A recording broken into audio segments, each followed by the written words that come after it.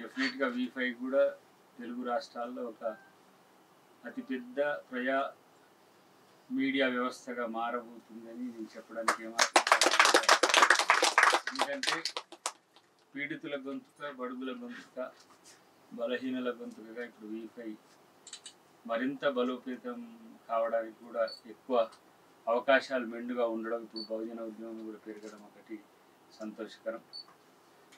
నేను కాంగ్రెస్ పార్టీలో ఉన్నప్పటికి కూడా బహుజన ఉద్యమాలకు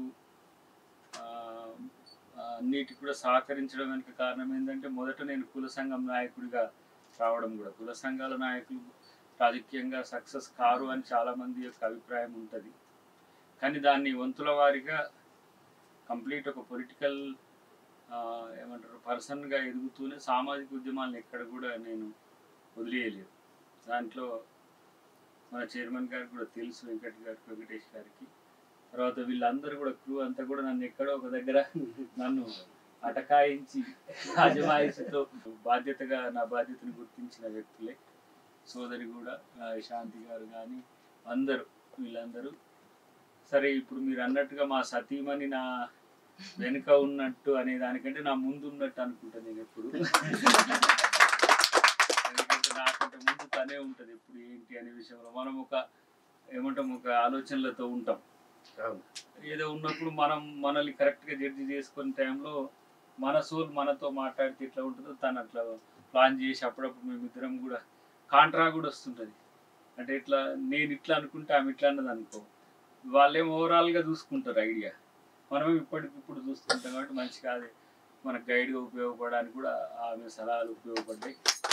అయితే వీటికంటే ముఖ్యంగా నాకు కనెక్టింగ్ ఏంటి అంటే సోనియా గాంధీ గారు కొంచెం తెలంగాణ మూమెంట్ తర్వాత ఆమె తెలంగాణ ఇచ్చి క్రమంలో ఆమెను నేను ఇన్స్పిరేషన్గా తీసుకోవడం, వారి దగ్గర నాకు అప్పుడు B.Pharm ఇవ్వడం first time, second time Rahul Gandhi గారు ఇవ్వడం, ఇప్పుడు మా ముఖ్యమంత్రి గారితో పాటు మల్లికార్జున ఖర్గే గారు కానీ, కేసీ వేణుగోపాల్ గారు కానీ, ముఖ్యంగా మీనాక్షి నటరాజన్ గారు వచ్చిన తర్వాత కొంత పార్టీ కొరకు పోరాడిన వాళ్ళకి ఇవ్వాలని ఆలోచన చేయడం, దానికి ముఖ్యమంత్రి గారు, డిప్యూటీ ముఖ్యమంత్రి గారు ఇద్దరు కలిసి దయాకర్ను సామాజిక ఉద్యమాలకు గౌరవించినట్టు, తెలంగాణ సగటు కాంగ్రెస్ కార్యకర్తను కూడా గుర్తించినట్టు అనే ఉద్దేశంతో మా జిల్లాకు సంబంధించి కూడా మా జానారెడ్డి గారు కానీ, ఉత్తమ్ రెడ్డి గారు కానీ, వెంకటరెడ్డి గారు కానీ, ప్రత్యేకించి మాకు రాజగోపాల్ రెడ్డి గారు, మా నియోజకవర్గంలో పెద్ద ఆయన రామరెడ్డి దామోదర్, మాకు ఆయన ఒక చీఫ్ ప్యాటర్న్గా ఉంటాడు ఆ ఏరియాలో.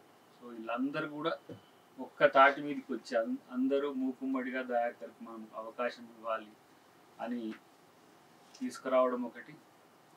ఈ రోజున పని చేస్తే ఎలాంటి అవకాశాలైనా కల్పిస్తారు పార్టీ అని కాంగ్రెస్ పార్టీలో ఆ సోషల్ జస్టిస్ కోణం ఉంటుందని చెప్పడానికి ఏమాత్రం సందేహపడాల్సిన అవసరం లేదు. ఎందుకంటే నాకొక్కరికి ఇవ్వడమే కాదు, ఒక సగటు మండల అధ్యక్షుని స్థాయి నుంచి జిల్లా అధ్యక్షుడు స్థాయి వరకు వచ్చి నల్గొండ జిల్లా అధ్యక్షుడిగా ఉన్న శంకర్ నాయక్ గారికి అలా అవకాశం కల్పించి, అంటే ఒక సగటు కార్యకర్త ఇక్కడ నాలాగా, అంటే నేనేమో మీడియాలో ఉండడం, సామాజిక ఉద్యమాల్లో ఉండడం, తెలంగాణ ఉద్యమంలో ఉండడం, నన్ను గుర్తుపట్టడం అనేది వాళ్ళకి ఈజీ.